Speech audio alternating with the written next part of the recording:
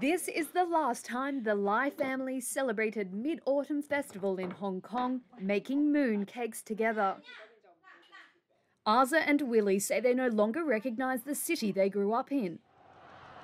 After the demands of millions of people marching together last year were dismissed by the city's government, and Beijing imposed a sweeping national security law in June on Hong Kong that China says will maintain public safety and bring order after last year's anti-government protests.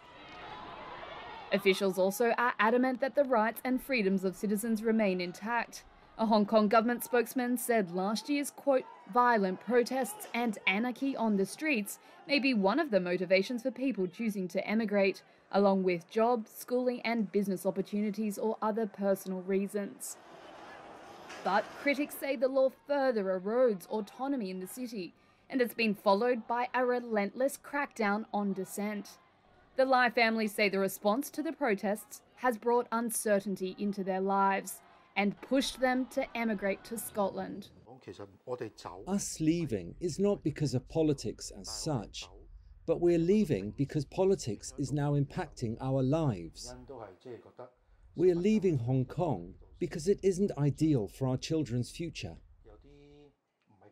Asa and Willie were filled with hope that the city would turn towards greater democracy last year as they marched with their children during the 2 million strong June rally.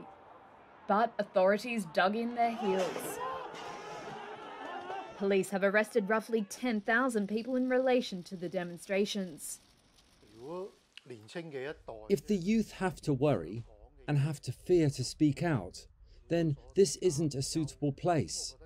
The best I can do right now is bring them to a more suitable environment. What's incredibly sad about this is I can only help my own children. Hong Kong, a former British colony, was promised wide-ranging freedoms when it was returned to Chinese rule in 1997. Since the imposition of the new security law, authorities have removed some pro-democracy books in libraries, banned certain songs, raided a newsroom, and more. The Lais are among thousands of Hong Kongers looking to escape Beijing's tightening grip. Initial indications show this may be a second wave of migration, similar to the decade leading up to the 1997 handover. They are sacrificing a comfortable life and rebuilding it in a place they've never been before. This house is the result of our hardship. Together we've experienced highs and lows, especially these few years with our third child. We've experienced some lows, but I hope we can continue on through the hardship and the path ahead.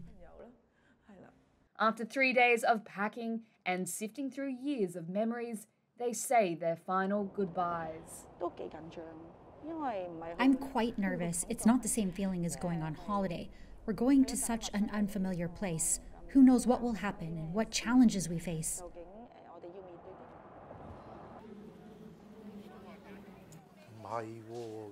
It's not a farewell. Just see you soon.